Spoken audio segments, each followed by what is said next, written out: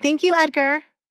She called to get his attention, but as her eyes moved from the drinks to his end of the table, she found he was already gazing at her. What will you do with the drinks and food that are left over? Everything is made fresh for breakfast, lunch, and dinner. The servants gather in the kitchen after I have eaten and eat what the cook did not send out or what quickly returned. Do not worry about it. Nothing goes to waste, Edgar reassured her.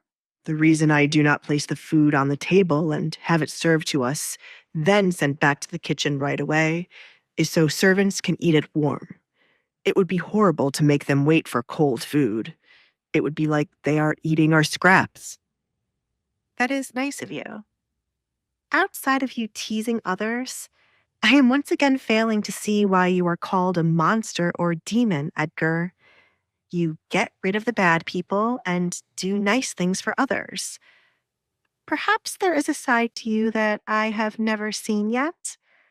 It is reasonable considering it has been a few days since we met, but that side of you cannot be that bad. I am only called a monster by the people that I have caught doing bad things. They don't like that I ruin their plans. It always has to do with how I kill my enemies. They try to kill me, and if I slice off a head, arm, or leg, everyone suddenly cries monster, like I wasn't the victim. There is the misconception that I go around hurting people for no reason. Not many people are aware that the king assigned me to get rid of his corrupt subjects. Your father was one, he informed Alessandra. Whether he met Alessandra that night or not, Desmond was doomed to die sooner than he did. Edgar planned on killing him the same night of the party, but after Alessandra's sweet offer of contract marriage, he left the man alive a little longer. I thought it was only right to have your father walk you down the aisle, and then I kill him when we return from the honeymoon. How kind of you. It is funny to think my father was so desperate to invite his grim reaper to his party. He must be upset, wherever he is. Alessandra couldn't help but laugh. If time were to be reversed and her father was brought back to life, he would try his hardest to avoid Edgar rather than chase after him. He is far below us.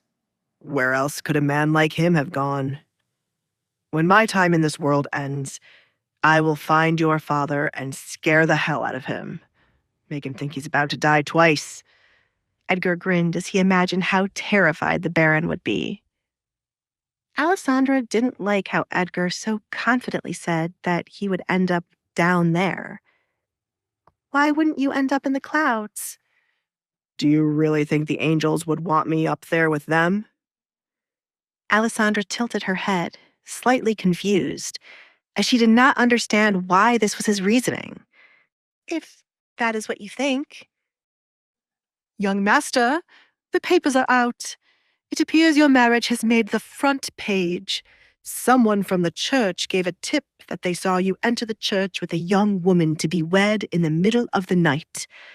The woman's name has not been mentioned. Alfred returned to the dining room and placed the paper right in front of Edgar. Is it the priest, Peter? Alessandra wondered out loud. He was the only person she saw in the church. Not unless he wishes to be a dead man. I don't like anyone giving tips about my business.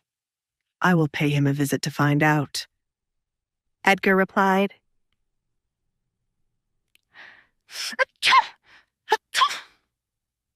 Peter sneezed out of the blue as he stood by the church doors. Have you caught a cold, Peter? The weather is warm, and it is that time of the year when everyone catches a cold, a man said to the priest as he entered the church. No, I am perfectly fine. The air just got cold all of a sudden. Peter rubbed his hands to warm up.